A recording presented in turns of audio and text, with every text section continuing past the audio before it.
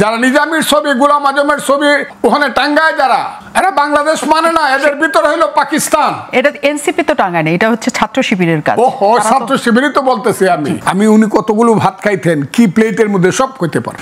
খালি এত কিছু দেখছি মুক্তিযুদ্ধ সম্পর্কে। আমাকে যখন আপনারা মুক্তিযুদ্ধ সম্পর্কে কথা বলেন এবং মুক্তিযুদ্ধ সম্পর্কে কেউ যখন বাজে কথা বলে, বাজে কি বলবো আপনাকে, তখন আমার মনে হয় আমার মাকে গালি দেওয়া হচ্ছে।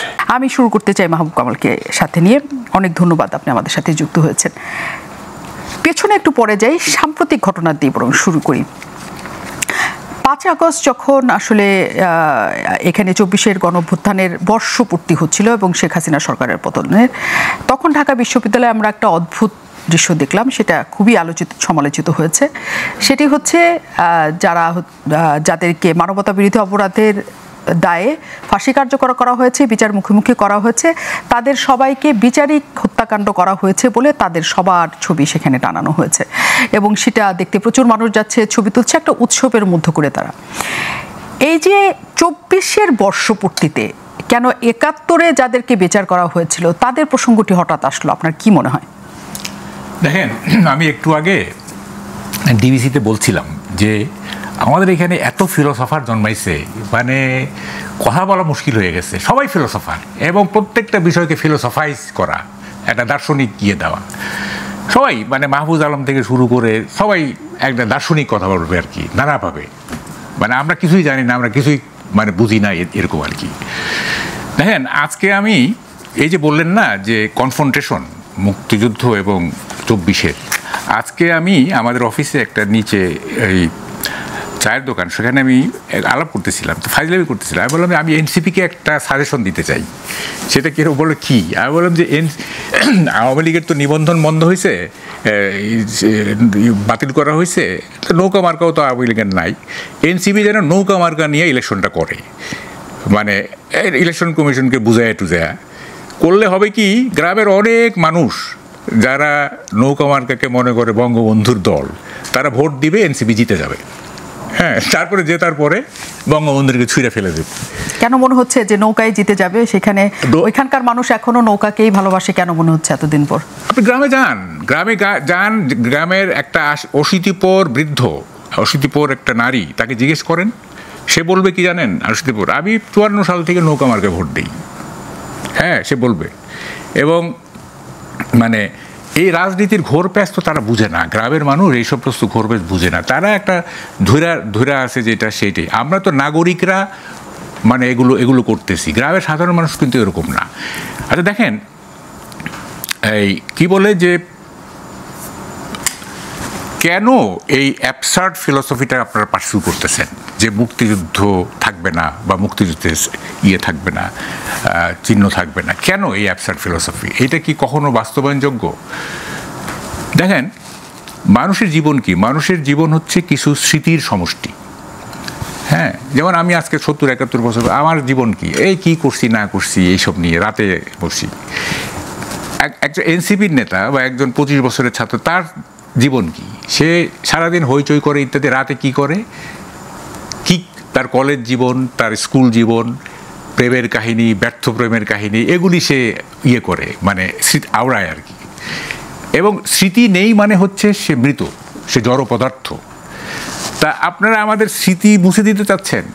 মুক্তিযুদ্ধ তো আমাদের একটা স্মৃতি না। তারা বলছে যে মুক্তিযুদ্ধ থাকবে, কিন্তু সেটা কখনো হাতিয়ার হিসেবে থাকবে না।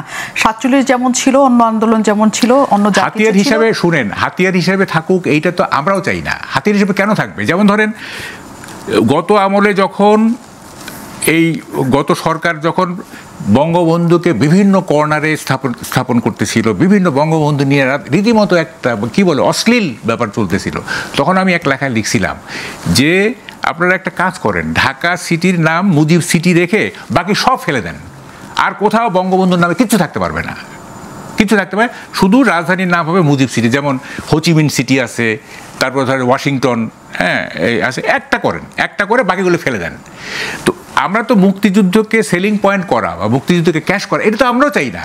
এটা এটা এটা এটা একটা জঘন্য ব্যাপার। হ্যাঁ, সেটাই তো এনসিপির ওরা চাচ্ছে, সেটাই তো চাচ্ছে। কি চাচ্ছে তারা? যে মুক্তিযুদ্ধকে কোনো রকম রাজনৈতিক হাতিয়ার না। হ্যাঁ, ওইটুক বলুক। কিন্তু এই যে 5ই আগস্টের পরে মুক্তিযুদ্ধের স্মারকগুলো যে ভেঙে ফেলা হলো, হ্যাঁ, এনসিপি এটাতে জয়েন করে নাই, করছে তো। ইভেন বিএনপিও তো এইগুলিতে কিছু প্রতিবাদ করে নাই। দেখেন, এটা খুব দুঃখজনক। আমি একটা টক শোতে বলছিলাম যে ধরেন ঘটনাচক্রে 71-এ জিয়াউর রহমান যুদ্ধ করতে করতে শহীদ হয়ে গেলেন, মানে হাইপোথেটিক্যাল, তাইলে তো বিএনপি নামক কোনো দল হইতো না। এবং তারেক রহমান তখন শিশু ছিলেন, এখন তার বয়স যা আছে তাই হইতো, তাই না? তো উনি কি দেখতেন? উনি দেখতেন যে, এবং ডেফিনেটলি জিয়াউর রহমান একজন হইতেন, মানে বীরশ্রেষ্ঠ হইতেন, 1 নম্বর বীরশ্রেষ্ঠ হইতেন না? তো যখন বীরশ্রেষ্ঠদের মূর্তিগুলি ভাঙা হচ্ছিল, তখন তারেক রহমানের কি মনে হতো? আমার বাবার মূর্তি ভাঙা হচ্ছে, হয়তো না? অথচ দেখেন, এই বিএনপি এতগুলি কাণ্ড ঘটলো, হ্যাঁ, এতগুলি কাণ্ড ঘটলো, কোথাও কোনো ধরনের প্রতিবাদ নেই, কোনো প্রতিরোধ তো দূরের কথা, প্রতিবাদ পর্যন্ত নেই। খুবই দুঃখজনক। বিএনপির প্রতিষ্ঠাতা একজন মুক্তিযোদ্ধা, বীর উত্তম, উনি জেড ফোর্সের সবচেয়ে বড় কথা স্বাধীনতার ঘোষক, মানে ঘোষণা একটা ঘোষণা তো দিছেন উনি, তাই না? ফলে সেই দলটা এই স্বাধীনতার স্মারক এগুলি ভেঙে ফেলা হচ্ছে, হচ্ছে, তাদের কোনো নাই। তো এখন এই যে ব্যাপারগুলো চলতেছে কি কারণে? মানে মুক্তিযুদ্ধ কি মানে বারাভাতে ছাই দিছে এনসিপিকে বা মুক্তিযুদ্ধের বিপক্ষের শক্তি যেগুলো, হ্যাঁ, এখন বারাভাতে ছাই দিছে। ওরা থাকবে 24-এরও তো একটা গ্লোরি আছে, তাই না? 24-এর একটা গ্লোরি আছে, সেটা থাকলো, যে পরিমাণ থাকার কথা সেই পরিমাণে থাকলো। আপনার 24-এ আপনার নিহত হয়েছে যদি জাতিসংঘের হিসাব ধরেন তাহলে 1500, আপনার মুক্তিযুদ্ধে তো 30 লাখ, তাই না? তো ওটা তো আরও গ্লোরিয়াস, তাই না? আরও গ্লোরিয়াস না, আরও নির্যাতন, আরও কত কত কত কিছু হয়েছে। তা আপনি ওই এত বড় গ্লোরিয়াস ঘটনাটাকে আপনি মাইনাস করে, 30 লক্ষকে মাইনাস করে আপনি 1500কে গ্লোরিফাই করতে। আপনার কাছে আমি প্রশ্ন রেখে যাই, কেন তাহলে মাইনাস করার আপনি বলছেন মাইনাস করার চেষ্টা চলছে, তাহলে মাইনাসটা করে আসলে কি লাভ হবে? আমি আপনার কাছে আসব। আমি ফজলুর রহমানের কাছে যেতে চাই, বিএনপি চেয়ারপারসনের উপদেষ্টা। অনেক ধন্যবাদ, আপনি আমাদের সাথে যুক্ত হয়েছেন। এখানে মাহবুব কামাল একটা কথা বলেছেন, সেখান থেকে শুরু করি, যে যখন মুক্তিযুদ্ধ সকল কিছু স্মারক ভাঙচুর করা হচ্ছে, সেখানে মুক্তিযুদ্ধ সংশ্লিষ্ট সকল কিছু বিরক্ত করে ফেলা হচ্ছে, তখন বিএনপির যে প্রতিবাদটা করার কথা ছিল, বিএনপি সেখানে অংশগ্রহণ করার কথা ছিল না, কিন্তু সবই বিএনপি করেছে। আপনি কি কিছু বলতে চান কিনা? আপনাকে অসংখ্য ধন্যবাদ। যারা শুনছেন তাদেরকে আমার সালাম। আর কামাল ভাই যিনি এতক্ষণ কথা বলেন, মাহবুব কামাল ভাই, দীর্ঘদিন যাবত ওনাকে আমি জানি এবং চিনি। মেইনলি উনি আসবেন, ওনার কথা শোনার জন্যই আমি এসেছি। আমার আজকে 10-12 দিন যাবত শরীরটা ভালো যাচ্ছে না, জ্বর যাচ্ছে, প্রতিদিন জ্বর হয়। তারপর আপনারা দেখেছেন আমি এসেছি। দেখেন, মুক্তিযুদ্ধ যখন বলবেন আপনি আমার কাছে, আমি ওনার সম্পর্কেও জানি। আমি কিন্তু মুক্তিযুদ্ধ 26শে মার্চের মুক্তিযুদ্ধ না, আমি কিন্তু মুক্তিযুদ্ধ 26শে মার্চের অনেক আগে, যেদিন বিএলএফ হয়েছে, বিশেষ করে 69-এর গণঅভ্যুত্থানের পরে বিএলএফ খুব দ্রুত গতিতে চলছিল। সেই বিএলএফ এর প্রধান যিনি নেতা, মেইনলি তার নাম জনাব সিরাজুল আলম খান, উনি আমার লিডার। আমি চিন্তায় কিন্তু উনি ছাত্র রাজনীতি আমার লিডার। 116 নম্বর ইকবাল হল, এখানে থাকতেন ছাত্রলীগের জেনারেল সেক্রেটারি, জাতীয় 4 ছাত্র নেতার একজন, তার নাম শাহজাহান সিরাজ। বৃহত্তর ময়মনসিংহে বাড়ি হওয়ার কারণে আমি ওনার খুব প্রিয় কর্মী ছিলাম। কাজে আমি এত কিছু দেখেছি মুক্তিযুদ্ধ সম্পর্কে, প্রথম থেকে শুরু হয়ে আমি অনেক বলছি কথাগুলা। জাতীয় সঙ্গীত কিভাবে হলো, পতাকা কিভাবে হলো, কিভাবে শিবনারায়ণ দাস আনোয়ারা হোটেলে 8 আনার ভাত খায় সারা রাত পতাকাটা আঁকলেন, কুমিল্লা শিবনারায়ণ দাস। কিভাবে জাহিদুর রহিমকে দিয়ে সিরাজুল আলম খান বললেন, জাহিদ ভাই সোনার বাংলা আমি তোমায় ভালোবাসি গানটা গান, উনি গাইলেন। পরে বললেন, ধনধান্যে পুষ্পে ভরা আমাদের এই বসুন্ধরা, এই গানটা একটু গান। পরে উনি শুনে বললেন, দুইটাই তো ভালো, তবে একটা তো হলো বিশ্বকবি রবি ঠাকুরের, ওইটা আবেগ অনেক বেশি। আমার মনে হয় এটাই বেটার হবে জাতীয় সঙ্গীত হিসাবে, তবে বঙ্গবন্ধুর সঙ্গে কথা বলতে হবে। আমি কথাটা এই কারণে বলি যে এই জিনিসগুলো পর্যন্ত আমি দেখছি। আমি নেতা ছিলাম না, আমি সিরাজুল আলম খান সাহেব এখানে বসতেন, চেয়ারে বসতেন না উনি, কিন্তু ইনি কিন্তু পত্রিকা, মাহবুব ভাই জানেন, পত্রিকার পাতা বিছায় নিচে বসতেন। আমি হইলাম দরজার বাইরের কর্মী ওনার, নট দরজার ভিতরের। কিন্তু আমি এই ফজলু করে এইটুক ডাক দিত আমাকে। আমি উনি কতগুলো ভাত খাইতেন, কি প্লেটের মধ্যে সব খেতে পারব। খালি এত কিছু দেখছি মুক্তিযুদ্ধ সম্পর্কে। আমাকে যখন আপনারা মুক্তিযুদ্ধ সম্পর্কে কথা বলেন এবং মুক্তিযুদ্ধ সম্পর্কে কেউ যখন বাজে কথা বলে, বাজে কি বলবো আপনাকে, তখন আমার মনে হয় আমার মাকে গালি দেওয়া হচ্ছে। তখন আমার মনে হয় আমার জীবনের সমস্ত বিশ্বাসকে হরণ করা হচ্ছে। এই যে ছেলে পেলেগুলা মুক্তিযুদ্ধ নিয়ে কথা বলে, কালকে না পরশু দিন এই ছেলেটা রাহিদ ইসলাম বলল। এখন আমি এদেরকে, মানুষ বলে আপনি এদেরকে তো বকেন কেন? না, আমি তো এদেরকে আদর করি। এদের বাপের চেয়ে আমি 15 বছর বয়সে বড়। এদের বাপের বয়স 60 বছর, আমার বয়স 78, আমি 18 বছরের বড়। ওদের বাপ মুক্তিযুদ্ধে দেয় নাই, মুক্তিযুদ্ধের সময় ওদের মাকে বিয়া করে নাই, ওদের জন্ম তো পরে। ওই ছেলেটার বয়স 26 বছর।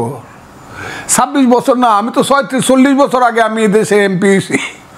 40 বছর আগে আমি ফজলুর রহমান এমপি হয়েছি। 54 বছর আগে আমি মুক্তিযোদ্ধা কমান্ডার ছিলাম। 1200 মুক্তিযোদ্ধা আমি কমান্ডার ছিলাম। হাজারে হাজারে মুক্তিযোদ্ধা ফজলুর রহমানের নেতৃত্বে চলছে।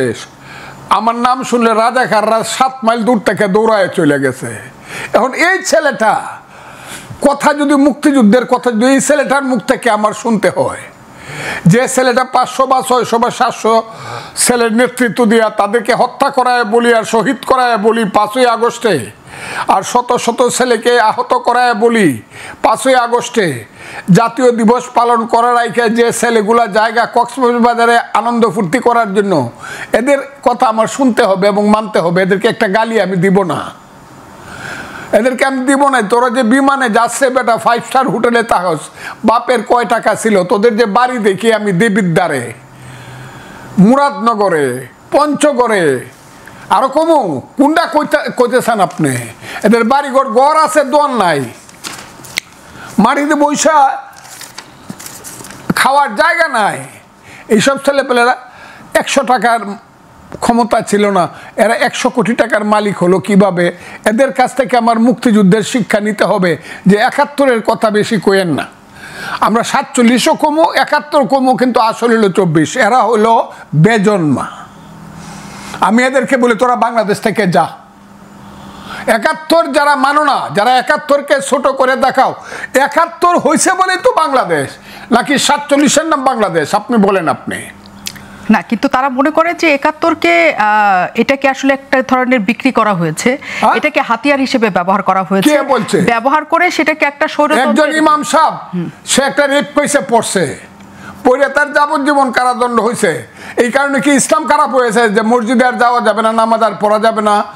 একজন কি মুক্তিযুদ্ধের নাম ভাঙাইছে, ইসলামের নাম ভাঙাইছে বা মুক্তিযুদ্ধের নাম ভাঙাইছে, সে খারাপ কাজ করছে, এর জন্য সমস্ত মুক্তিযুদ্ধ খারাপ হয়ে গেল। এই তো রাজাকারের বাচ্চারা বলে। ওই যে আমার কথাটা শুনেন, কিন্তু রাজাকারের বাচ্চারা বলে। আমার কথাটা শুনবেন। যখন এই কথাটা বলছেন, শুধু এই রাজাকারের বাচ্চা ইস্যুতেই কিন্তু এত বড় অভ্যুত্থানের ঘটনাটা ঘটেছে যে না, রাজাকারের বাচ্চারা বলে এখনো ঢাকা বিশ্ববিদ্যালয়ের গোলাম আজমের ছবি টাঙ্গায়। এরা রাজাকারের বাচ্চা, এরা বাংলাদেশ মানে না। যারা নিজামীর ছবি, গোলাম আজমের ছবি ওখানে টাঙ্গায়, যারা, এরা বাংলাদেশ মানে না। এদের ভিতরে হলো পাকিস্তান। এটা এনসিপি তো টাঙ্গায় না, এটা হচ্ছে ছাত্র শিবিরের কাজ। ওহো, ছাত্র শিবিরই তো বলতেছি আমি। সব গাছেরই গোড়া এক। এরা সব ছাত্র শিবির থেকে বাইরে আসা ছেলে, অথবা জামাত থেকে, অথবা জামাত গত 5 বছর যাবত এদেরকে এইসব আকাম কুকাম করার জন্য ট্রেনিং দিছে। এরা সব এক, এদের গোড়াটা এক। এখন এনসিপি হইতে পারে, তারা এবি পার্টি হইতে পারে, অন্য পার্টি হইতে পারে, বৈষম্য বিরোধী ছাত্র, কিন্তু এদের গোড়াটাও এক। হ্যাঁ, এরা ইয়াজিদের বংশ। বাংলাদেশের রাজনীতি এরা হলো ইয়াজিদের বংশ। এরা ইসলাম মানে না, এরা উমাইয়া, এরা হাশেমি বংশকে ধ্বংস করতে চায়। কিন্তু তাদের বক্তব্য হচ্ছে যে এখানে সকলের রাজনীতি থাকবে, সকলে এখানে রাজনীতি করার সুযোগ পাবেন। আওয়ামী লীগ যেটা করার চেষ্টা করেছে যে একতরফাভাবে সকল রাজনীতি বন্ধ করেছে, তারাই রাজনীতি করেছে স্বৈরশাসকের মতো। কাজে সকলের অন্তর্ভুক্তিমূলক রাজনীতি চায় তারা। সেখানে জামাত শিবিরের রাজনীতিও যেমন থাকবে, এনসিপির রাজনীতিও থাকবে। মিথ্যাবাদী, এটা তো আমি প্রথম বলছি 10 মাস আগে, যে জামাত যদি মনে করে যে সরিয়ে আইন চলবে, ইলেকশনে আসেন। এনসিপি বা ছেলেরা যদি মনে করে যে তারা দেশ চালাবে, আমার কোনো আপত্তি নেই, আমার ছেলেরা তারা ইলেকশনে আসেন। কিন্তু গত 10 মাসে তারা করতেছে কি? গত 10 মাসে তাদের একমাত্র আক্রমণটা কোথায়? যে 47 আর 24 হইল আসল মুক্তিযুদ্ধ, আর 71 হইল ভাইয়ে ভাইয়ে ঝগড়া, এবং বিদেশে একটা দেশ চক্রান্ত করিয়া 71 করছে। এই 71কে কলঙ্কিত করার জন্য, 71-এর মুখে কালি মাখানোর জন্য এদের সমস্ত প্রচেষ্টা। এবং ওই যে আপনি একটু আগে বলছেন কথাটা, ওনাকে জিজ্ঞাসা করছেন, যুদ্ধটা কিন্তু এইখানেই। What is the principal contradiction of a nation? 1971 সনে প্রিন্সিপাল কন্ট্রাডিকশন কী ছিল? 1947 সনে প্রিন্সিপাল কন্ট্রাডিকশন কী ছিল আমাদের জাতির? ভুল হোক শুদ্ধ হোক, সেটা ছিল হাত মে বেরি মুখ মে পান লড়কে লেঙ্গে পাকিস্তান। পাকিস্তানের সঙ্গেই পক্ষে আমরা ছিলাম, আর পাকিস্তান হবে কি হবে না এটা ছিল মূল কন্ট্রাডিকশন। 71-এর মূল কন্ট্রাডিকশন কি? 71-এর মূল কন্ট্রাডিকশন ছিল মুক্তিযুদ্ধ সঠিক না বেঠিক, পাকিস্তানি থেকে যাবে না মুক্তিযুদ্ধ করে বাঙালি জাতির একটা 1000 বছর পরে বাঙালি জাতির একটা জাতিরাষ্ট্র হবে। সেই 71-এর যে যুদ্ধটা, এটা সাধারণ যুদ্ধ না, 5ই আগস্টের যুদ্ধ না। কোথায় আপনি হিমালয় পর্বতের সঙ্গে আপনি টিলাকে দিয়ে কম্পিটিশন করাতে চান, এরপরে আপনাকে বলতে হবে আপনি সৎ চিন্তা করেন। আপনি তো অসৎ চিন্তা করেন। আপনি তো বাংলাদেশের মুক্তিযুদ্ধকে আপনি টিলার সাথে তুলনা করতে দিন। 71-এর মুক্তিযুদ্ধ হলো হিমালয় পর্বত। শত শত বছরের যাবৎ যে মুক্তিযুদ্ধের যে নির্যাস, সেই নির্যাসের মধ্য দিয়ে সেই 52-এর ভাষা আন্দোলন থেকে 62, 64, 66, 69, 71, 70-এর নির্বাচন, একটার পর একটা স্লোগান, তোমার আমার মায়ের ভাষা, মুখের ভাষা, বাংলা ভাষা, বাংলা ভাষা। তারপরে তুমি কে আমি কে, বাঙালি বাঙালি, তোমার আমার ঠিকানা পদ্মা মেঘনা যমুনা, রক্ত সূর্য উঠেছে, বীর বাঙালি জেগেছে। একটার পর একটা স্লোগান হতে হতে কি হয়েছে? কিসের জন্য যুদ্ধটা করছিলাম? আমরা বাঙালি জাতিরাষ্ট্রের জন্য যুদ্ধ করছিলাম, বাংলাদেশ সৃষ্টি করছিলাম। এখন যদি বলে যে না, বাংলাদেশ তো এটা সৃষ্টি হয়েছে, শেষ হয়েছে, এইটা এখন সমান সমান 47-এ, তাইলে মানুষ যদি বলে যে 1400 বছর আগে তো ইসলাম হয়েছিল, এটা তো পুরানো হয়েছে, এটা সমান সমান, তা তো হবে না। যদি আপনি মুসলমান হন, 1400 বছর পরে হলেও আপনাকে ইসলামকে শ্রেষ্ঠ হিসাবে মানতে হবে। আমার কথাটা খুব বুঝার চেষ্টা করেন। আর আপনি যদি মুক্তিযুদ্ধ বিশ্বাস করেন 71, তাহলে আপনাকে বিশ্বাস করতে হবে যে 71-এর যে যুদ্ধটা হয়েছিল চিরদিন বাঙালির জীবনে থাকবে, এবং এইটাই হলো বাঙালির 1000 বছরের শ্রেষ্ঠ অর্জন। কিন্তু তারা পেছনে ফিরে আমি তাদের কথার জবাব, এরা আমাদের ছেলে, এদের কথার কোনো জবাব আমি দেব না। নিশ্চয় না, কিন্তু 24টা সেই 71-এর ধারাবাহিকতা হিসেবেই তারা রাখতে চান। কিন্তু শুধু 71-কে কেন্দ্র করে যা কিছু করা হয়েছে সেটার পক্ষে তারা নন।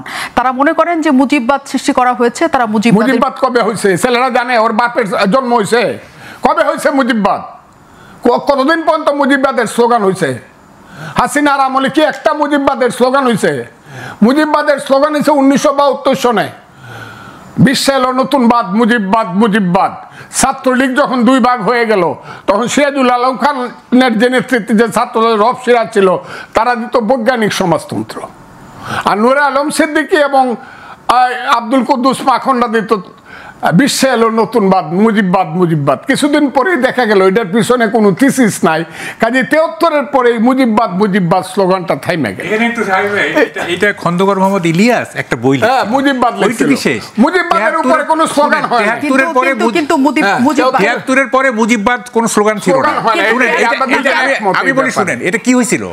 এইটা ছাত্রলীগ যখন ভাগ হয়ে গেল, তখন কোন ছাত্রলীগ, 2টা ছাত্রলীগকে আইডেন্টিফাই করার জন্য একটা মার্ক অফ ডিটেকশন, যে এটা কি রবের ছাত্রলীগটা কি, এটা হলো বৈজ্ঞানিক সমাজতন্ত্র বা এটা সমাজতন্ত্রী, আর এটা কি, এটা হলো মুজিববাদী। এটা ডিফারেন্সিয়েট করার জন্য, এটা কোনো ফিলোসফি হিসাবে না। 73 পরে মুজিববাদ ইট ওয়াজ নো লঙ্গার হার্ড, এটা কেউ শুনেও নাই। কিন্তু সেটাই কিন্তু আমরা এখন শুনছি, আমরা তো না এটা বললে তো হবে, এটা তো বললে হবে।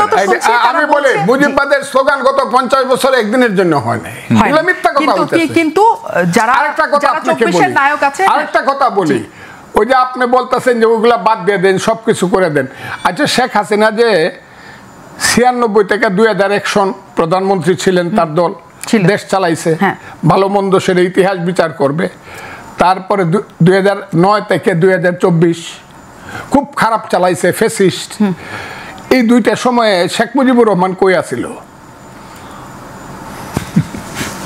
কোথায় শেখ মুজিবুর রহমান কোথায় ছিল? বাংলাদেশে লুকায় আছিল এবং অন্তরালে থেকে শেখ হাসিনাকে পরামর্শ দিত? বলেন, আপনি বলেন। যদি তাই না হয় তাহলে শেখ মুজিবের উপর অত্যাচারটা শেখ হাসিনার চেয়ে, শেখ হাসিনা যদি অন্যায় করে তাকে ফাঁসি দেন, বিচার করে। নিশ্চয়ই। কিন্তু আমার কথাটা শোনেন, জি, শেখ মুজিবের মাথার উপরে উঠে প্রস্রাব করলেন। যে বাড়িটা একটা ঐতিহাসিক বাড়ি, বাঙালি জাতি যতদিন থাকবে, ওই বাড়ির থেকে যে আঙ্গুলটা দেখাইছে 23শে মার্চ, ওটা থেকে যাবে। কিন্তু সব পুরায় দিলেন, করে দিলেন। আর শেখ মুজিব হলো পৃথিবীর সবচেয়ে খারাপ। হাসিনার 15 বছরের শাসনই কি শেখ মুজিব কবর থেকে উঠে আসছে তাকে খুব পরামর্শ দিছিল? তাইলে সবটা জেদ হইল শেখ মুজিবের প্রতি। কেন আপনি মুক্তিযুদ্ধ মানেন না? শেখ মুজিব এই খারাপ কাজটা করছিল। এই কথা থেকে আসি যে হ্যাঁ, 72-এর না মানার পেছনে বা 72-এর এইরকম মুখোমুখি দাঁড়া করানোর পেছনে ওইটাই ছিল কিনা যে শেখ মুজিবকে না মানা, নাকি আসলে এটাও ছিল যে শেখ হাসিনার পেছনে এই ধরনের মুজিববাদ বা এই মুক্তিযুদ্ধকে হাতিয়ার হিসেবে ব্যবহার করার জন্য শেখ হাসিনা এই জায়গায় এসছেন? এই তর্কটা এসছে এই কারণে, কারণ 24-এর বর্ষপূর্তিতে আমরা যেসব দৃশ্য দেখেছি এবং গেল 1 বছর যাবৎ যা কিছু হচ্ছে তা কোনোভাবেই দুটোকে সমান্তরালে রাখার মতো হচ্ছে না। এই প্রশ্নটাই আসলে, যে ধারাবাহিকতা যদি 71-এর 24 হয় তাহলে তো কখনো মুখোমুখি দাঁড়ানোর কথা না, কিন্তু আমরা মুখোমুখি দেখছি যে কোনোভাবেই হোক। এটা কি কোনো রাজনৈতিক দল বা দলসমূহ কোনোভাবে এটা রাজনৈতিক কোনো খেলার অংশ হিসাবে দাঁড় করাচ্ছে কিনা? আমার একটা ব্যাখ্যা আছে, সেটা পরে বলতেছি। জি, প্রথম কথা একটু বলে নেই, সেটা হচ্ছে যে দেখেন, মুক্তিযুদ্ধ যদি না হইতো, আজকে যিনি সচিব তিনি থাকতেন সেকশন অফিসার। মুক্তিযুদ্ধ যদি না হইতো, আজকে যিনি লেফটেন্যান্ট জেনারেল, মেজর জেনারেল, তিনি বড়জোর মেজর হইতেন। মুক্তিযুদ্ধ যদি না হইতো, আজকে যারা গ্রুপ অফ কোম্পানিজের মালিক তারা মুদি দোকানদার হইতেন। অথচ আমরা মুক্তিযুদ্ধকে এটাকে ডিফেম করার চেষ্টা করতেছি। পারবেন না। দেখেন, পিঠ দিয়ে পাহাড় ঠেলেন না, পারবেন না। আপনি যে প্রশ্নটা করলেন সেটা হলো যে এটার পিছনে কি কারণ। আমরা একটু ব্যাকে যাই। সেটা হলো, এইটা হচ্ছে যারা মানে হাসিনা রেজিমকে যারা উৎখাত করছে তাদের ফিলসফিক্যাল ব্যাংক্রাপসি, এই মুক্তিযুদ্ধকে আঘাত করা। এটা কেন আমি আসতেছি পরে। দেখেন, জিয়াউর রহমান যখন ক্ষমতা নিলেন, উনি দল গঠন করার চিন্তা করলেন, তখন উনি তো আর আওয়ামী লীগকে নিতে পারবেন না, তাই না, দলে। তাইলে ওনাকে যদি একটা পলিটিক্যাল স্ট্রেংথ তৈরি করতে হয়, রাজনৈতিক শক্তি তৈরি করতে হয়, তাইলে অ্যান্টি আওয়ামী লীগ ফোর্সকে তাকে নিতে হবে। আওয়ামী লীগ তো তার সঙ্গে যাবে না। তখন উনি কি করলেন, এই যে কিছু মানে যারা অ্যান্টি লিবারেশন ছিল, এই যে শাহজিজ ধরেন, মশিউর রহমান টমান, এদেরকে নিলেন। তারপরে ধরেন অ্যান্টি আওয়ামী লীগ যারা ছিল, যেমন ধরেন যে ওই যে 7 মার্ডারের আসামি, হ্যাঁ, ওই যে কি ওটা একটা দল ছিল, তার একটা জাকপা, শফিউল প্রধান, তাকে জেল থেকে বের করে তার দলে নিলেন, ফ্রন্টে নিলেন। এই অ্যান্টি আওয়ামী লীগ এলিমেন্টগুলিকে উনি নিয়ে তার দল গঠন শক্তি বৃদ্ধি করতে চাইলেন। এখন হয়েছে কি, এই যে 24-এর পরে যারা এটা নেতৃত্বে ছিলেন, এনসিপি বলেন আর যারাই হলেন, তারা মানে হাসিনা রেজিমের পলিটিক্সের চাইতে বেটার কোনো পলিটিক্স উদ্ভাবন করতে পারলেন না। মানে তাদের সেই যোগ্যতাই নাই, তাদের এটা ফিলসফিক্যাল ব্যাংক্রাপসি। বেটার পলিটিক্সটা তাদেরকে যে উদ্ভাবন করে এটাকে মানে কি বলে যে রিপ্লেস করবেন, এটাকে প্রতিস্থাপন করবেন, সেই মেধা তাদের নাই, সেই যোগ্যতা তাদের নাই। তখন কি করলেন, একটা ইজি সলিউশনটা কি, এই মুক্তিযুদ্ধকে আঘাত করতে হবে এবং তাইলেই আওয়ামী রাজনীতি শেষ হয়ে যাবে, ফলে আমরা একটা শক্তি হিসেবে দাঁড় হব।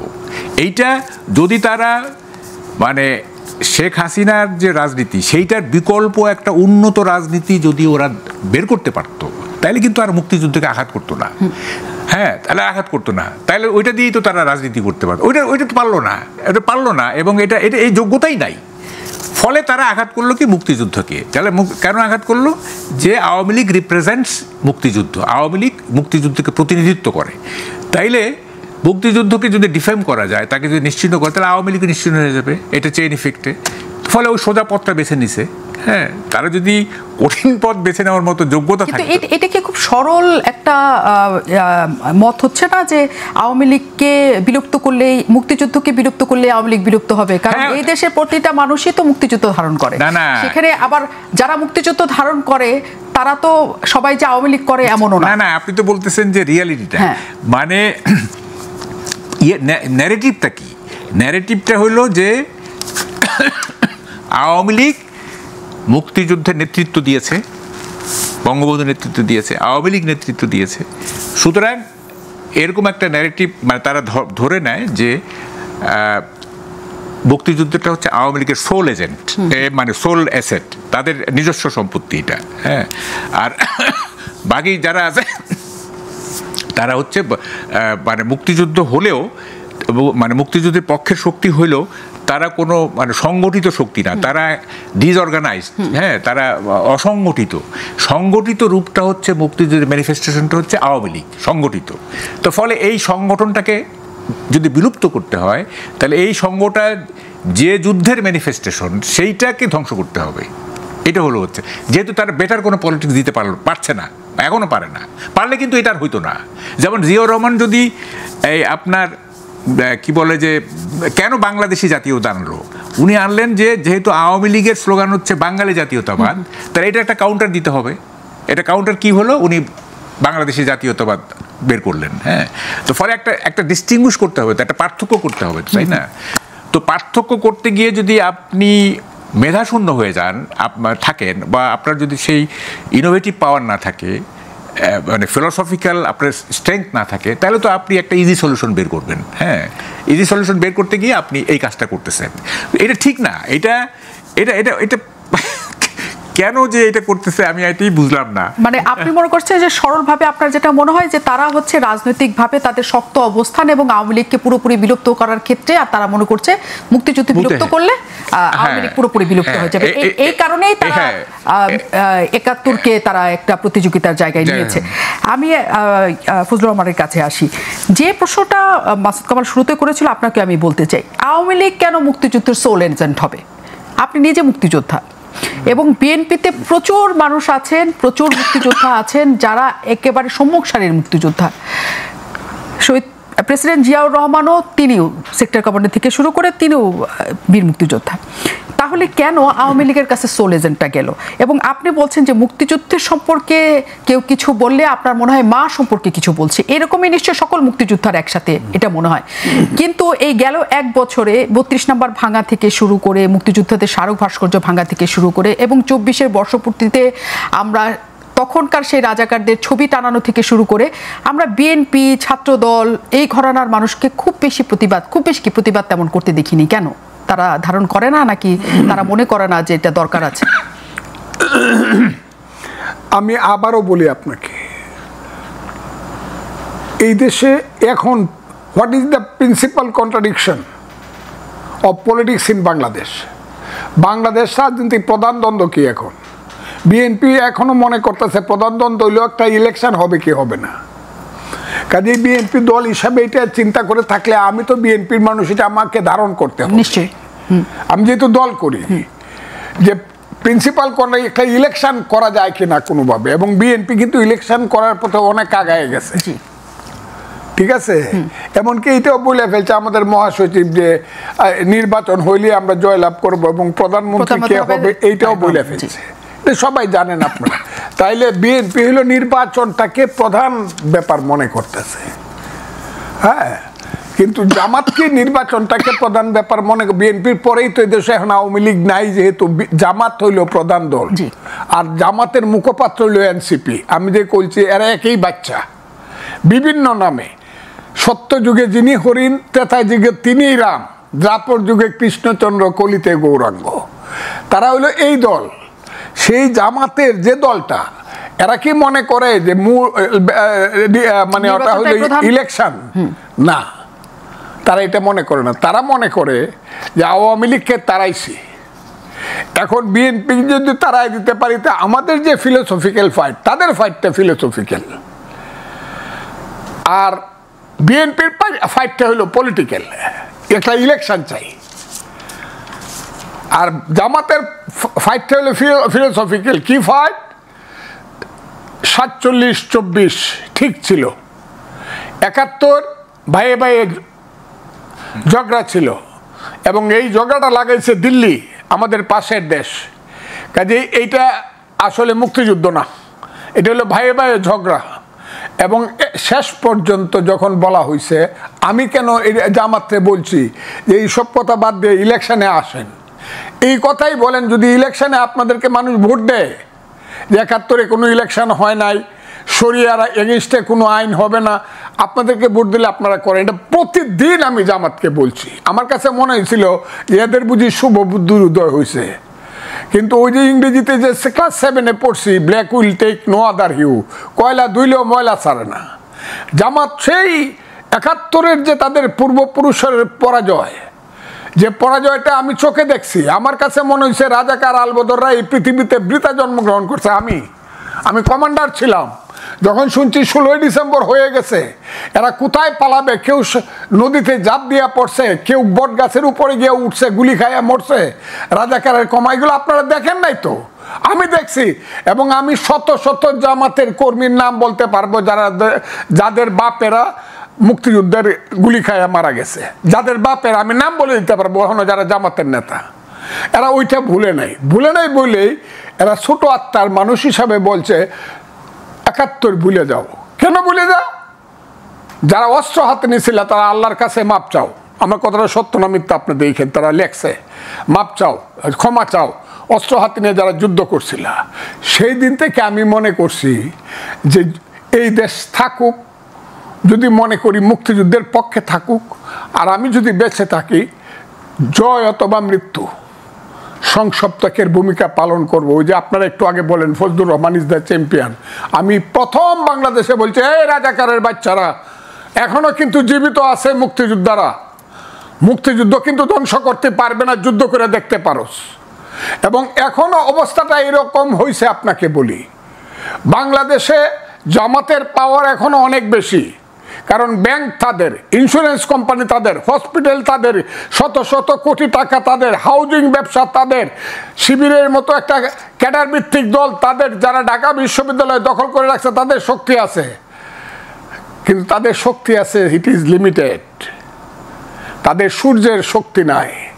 সূর্য হলো মুক্তিযুদ্ধ, সারা বাংলাদেশের শক্তি হলো মুক্তিযুদ্ধ। কিন্তু তারা এখন আমি আপনাকে বলে লই, সারা বাংলাদেশের শক্তি হলো মুক্তিযুদ্ধের। দেখতে পারেন, আমি দুইভাবে দেখাইতে চাই।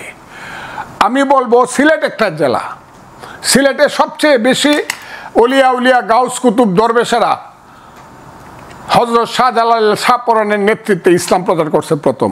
কথাটা তো ঠিক, উনি মুসলমানের একদম 5 ওয়াক্ত আজান দেওয়ার সঙ্গে সঙ্গে মসজিদ ভরে যায়। আমি চ্যালেঞ্জ করলাম, সিলেটে 19টা সিট আছে, 19টা সিটের মধ্যে একটা সিটে জামাত ইসলাম যদি পাস করে আমি পলিটিক্স ছেড়ে দেব। কিন্তু আমি এই কারণে তারা ইলেকশন করতে চায় না, না করে তারা চক্রান্ত করে আগে মুক্তিযুদ্ধটাকে ধ্বংস করতে চায়, তারপরে তারা তাদের ওই যে আফগান রাজনীতি, ইরান রাজনীতি, ওইটাকে তারা কিন্তু আপনি কি মনে করেন হ্যাঁ মুক্তিযুদ্ধের পক্ষে বা মুক্তিযুদ্ধের শক্তি কোনোভাবে এখান থেকে ইয়ে করা যাবে না, কিন্তু 24 তারিখে যা কিছু 24-এ যা কিছু হয়েছে, জুলাই অভ্যুত্থান, সেখানে যে অবস্থাটা তৈরি হয়েছে, মুক্তিযুদ্ধের পক্ষের শক্তি আওয়ামী লীগ এবং তার কাছাকাছি যেসব শক্তি আছে তাদের তো আমরা একই অবস্থা দেখেছি, তাদেরকে চলে যেতে হয়েছে। এবং যে পরিস্থিতিটা তৈরি হয়েছিল সেটা কি হার মনে করেন কিনা? অতিথিদের কাছে আমরা একটা প্রশ্নের শুধু শেষটা জানতে চাই, প্রশ্ন দুজনের কাছে, এই মুক্তিযুদ্ধের পক্ষ বিপক্ষ এই দ্বন্দ্ব কি বাড়তে থাকবে নাকি আসলে এটার সমাধান হবে? 1 মিনিট। হ্যাঁ, 1 মিনিট। শুনেন, আমি পরশুদিন ইউরোপ থেকে আসছি, তো আমি দেখলাম যেমন ফ্রান্সে মানে যেখানেই যাবেন সেখানেই ফরাসি বিপ্লবের স্মারক, ফরাসি চিহ্ন, এই বাস্তিল দুর্গ এখানে পতন হয়েছে। তো এখানে ইভেন ফার্স্ট ওয়ার্ল্ড ওয়ারে জেনারেল ফস, উনি ফিল্ড মার্শাল হয়েছে, তার বিশাল উনি মানে মিত্রবাহিনীর ছিলেন। যেখানে যেখানে যাবেন সেখানে ইতিহাসের স্মারক সব কিছু। হ্যাঁ, কি স্মৃতিপ্রবণ আর কি। ফিনল্যান্ডে গেলাম, আপনি জানেন ফিনল্যান্ড হচ্ছে দ্বিতীয় বিশ্বযুদ্ধের একটা বড় স্টেক হোল্ডার। সেখানে ফিনল্যান্ডের দ্বিতীয় বিশ্বযুদ্ধে কী হয়েছে না হয়েছে তার বিভিন্ন স্মারক চিহ্ন হয়েছে। মানে এই যে মানে ইতিহাসকে ধরে রাখা, হ্যাঁ ইতিহাসকে ধরে রাখা কেন, এটা আগামী যে চলার পথকে যাতে এনকারেজ হয় আগামী চলার পথ, সেই ইতিহাসকে আমাদের কি হচ্ছে, প্রত্যেকটা জাতির একটা ন্যাশনাল ক্যারেক্টার আছে। আমাদের তো জাতীয় চরিত্র বা আমাদের রাষ্ট্রের যে মৌলিক চরিত্র সেইটি তো আমরা নষ্ট করে ফেলতেছি। তো এইটা কি, রাজনীতি করেন, অসুবিধা তো নাই। রাজনীতি করতে গেলে আপনাকে আমাদের মানে গৌরবোজ্জ্বল স্মৃতিগুলোকে মুছে ফেলতে হবে। এইটা কোথায় পাইলেন রে ভাই? হ্যাঁ, আপনি বেটার পলিটিক্স দেন, মানুষকে বোঝান, মানুষকে করেন, কনভিন্স করেন যে আমরা ভাই এই এজেন্ডা নিয়ে নামছি, আমাদের এই ম্যানিফেস্টো, আমাদের এই, তারপরে মানুষকে যদি কনভিন্স করেন মানুষ ভোট দিবে, আপনার ক্ষমতা আসবেন। এইটা কোন ধরনের রাজনীতি যে একটা জাতিকে, শুনেন কার জানি একটা কথা আছে, the effective way to destroy a nation is to destroy the process of, ওটা কি বলে, রিমেম্বারিং ইটস পাস্ট। অতীতকে ভুলে যাওয়ার প্রসেসটাকে যদি ধ্বংস করা হয় তাহলে সেই জাতিকে ধ্বংস করতে আর কিছু লাগে না। এখন এইটাই হচ্ছে তো এখন। হ্যাঁ, এটি হচ্ছে এইভাবে কি মানে আমাদের নতুন প্রজন্মরা কি শিখবে, আমাদের যে পরবর্তী জেনারেশন যারা আসতেছে আগামী দিনে, ওরা যে এই ইতিহাস মানে জানতে পারবে না, মানে যদি তারা প্রিভেইল করে, তাই না? তো এটিকে আপনারা চাচ্ছেন যে নিউ জেনারেশন তাদের অতীত জানতে পারবে না, তাদের অতীত কিভাবে আসছে, আমরা কোন পয়েন্টে দাঁড়ায় আছি। আমি যে পয়েন্টে দাঁড়ায় আছি এটা তো একটা ইতিহাসের ধারাবাহিকতায় আমি এখানে দাঁড়ায় আছি, তাই না? ওই ইতিহাসটা আমি জানবো না যে আমি কিভাবে এখানে আসলাম। সেই জায়গাটা থেকেই আমি একটু ফজলুর রহমানের কাছে যাই, যেহেতু শেষ মুহূর্ত। আপনাকে যে প্রশ্নটা আমি করে গিয়েছিলাম যে এটা কখনো হারিয়ে দেওয়ার মতো যুদ্ধ না, যে মুক্তিযুদ্ধের পক্ষ যারা মুক্তিযুদ্ধের করা জামাতে ইসলাম সহ অন্যরা চেয়েছে যে তারা হেরে যাক, এবং আমরা 24শে জুলাই অভ্যুত্থানে সেটাই দেখেছি কিনা যে মুক্তিযুদ্ধের পক্ষে শক্তি আসলে হেরেছে, মানে সেটি নাকি সেটা আসলে অভ্যুত্থানই ছিল? এক নম্বর হলো 5ই আগস্ট মুক্তিযুদ্ধের সপক্ষে শক্তি হারে নাই। 5ই আগস্ট ওই তীরহারাই ঢেউয়ের সাগর পাড়ি দিবরে পূর্ব দিগন্তের সূর্য উঠেছে রক্তলাল রক্তলাল গানগুলা কিন্তু আমরা শুনছি। এমনকি এই যে লোকটাকে এখন ডুবাই দিতে চাইতেছেন, প্রস্রাব করছেন, এবারের সংগ্রাম আমাদের মুক্তির সংগ্রাম, এটাও কিন্তু রুকেয়া হল থেকে মাইক বাজছে। কাজে এটা কেউ মানে মুক্তিযুদ্ধের পক্ষের বিপক্ষের ফাইট ছিল না, এটা এই ফাইটটা ছিল 5ই আগস্টের 15 বছর যাবত মানুষ ভোট দিতে পারে না। 3টা ইলেকশন হয়েছে, 30 বছর যার বয়সে একটা ভোট দিতে পারে নাই। মানুষ গণতন্ত্র চাইছে, ভোট দিতে চাইছে। এই যে শেখ হাসিনা সরকারের লুটপাট থেকে এবং অত্যাচার থেকে মানুষ মুক্তি চাইছে, এটা ছিল 5ই আগস্ট। কিন্তু 71 থাকবে কি থাকবে না, 24 আবার নতুন করে 71 হবে, এইটার জন্য এটা মানুষ কল্পনাও করে নাই। এখন এটা জামাত এই জায়গাতে, আমি জামাতকে বলবো, ছেলেদেরকে বলতেছি না, জামাত যুদ্ধটাকে এই জায়গাতে নিয়ে গেছে। সেই যুদ্ধে আগে ডিসাইড হবে এখন বাংলাদেশ 71-এ ঠিক হয়েছিল নাকি পাকিস্তান হইলে ঠিক হইতো। জামাত চাইতেছে পাকিস্তান, আমি চাই বাংলাদেশ, কথাটা খুব ক্লিয়ার। আমি আরেকটা কথা বলেই শেষ, 71 ঠিক ছিল, 71 বড় হিমালয় পর্বত আর 24 হলো টিলা, নাকি 71-এর চেয়েও 24 বড়, এইটাও ডিসাইড হবে। 2 ছেলেদের কথাটা। আর লাস্ট কথাটা হলো যে বিএনপির কথা আমাকে জিজ্ঞাসা করলেন, বিএনপি কিন্তু অলরেডি তার প্রয়োজনের স্লোগান দিছে। কি দিছে? জামাত শিবির রাজাকার এই মুহূর্তে বাংলা ছাড় দিছে কিনা নয়াপল্টনের অফিসের সামনে। প্রয়োজন যখন হবে বিএনপি কিন্তু তার কার্ডটা ঠিক মতো ভাবে খেলবে, বলবে যে আমাদের নেতা জিয়াউর রহমান ছিল মুক্তিযুদ্ধের ঘোষক, এটা বলবে আমরা একেবারেই চাই এবং বলতে হবে বিএনপিকে। 71-71-এর জায়গায় থাকবে মহান মুক্তিযুদ্ধ, এবং সেখানে 24ও ধারাবাহিক হিসেবে থাকবে, মুখোমুখি এই দুইটা সাল না দাঁড়াক কখনো। অনেক ধন্যবাদ।